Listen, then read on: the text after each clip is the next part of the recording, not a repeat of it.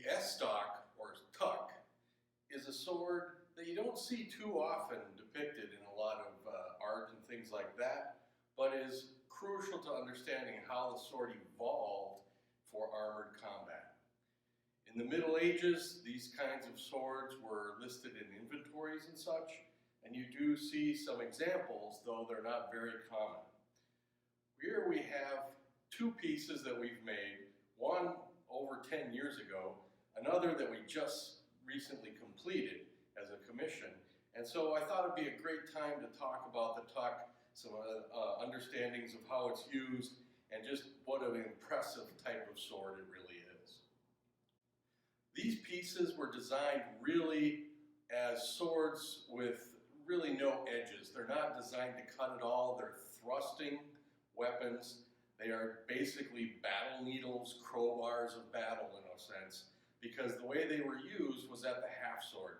This is where you have one hand on the grip and one hand up on the blade itself. In particular, this piece is pretty impressive as far as weight, almost 9 pounds, and is literally a tapering square blade that comes down in a very impressive bar structure all the way to the end.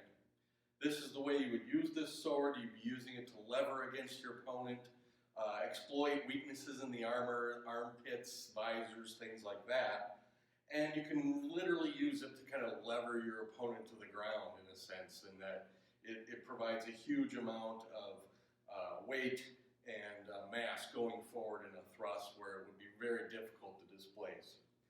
It also has a hilt that is extremely offensively orientated, let's call it.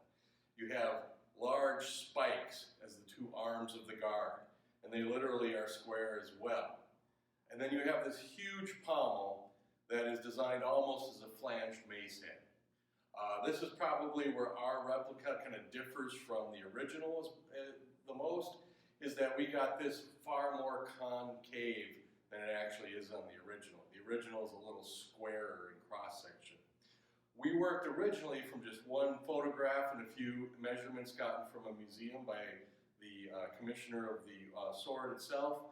And so we kind of had to guess on a lot of things. Later on, we found a detailed article about this sword. And so we were able to kind of find out that, yes, we did get very, very close to the original on this piece, but that was a good 12, 14 years after we made it, probably. It is 64 inches long. It's got a blade length of 52, 53 inches, and the cog on this one is probably running in the 7-inch range. I think the cog on the original runs about 9, so it's a little further down the blade, but even then, it's a massive blade. This would be about as heavy and big a medieval sword as you could ever find. One of the aspects of having all that offensive weaponry on the hilt end is that in the Mordhau, this is an incredibly effective weapon.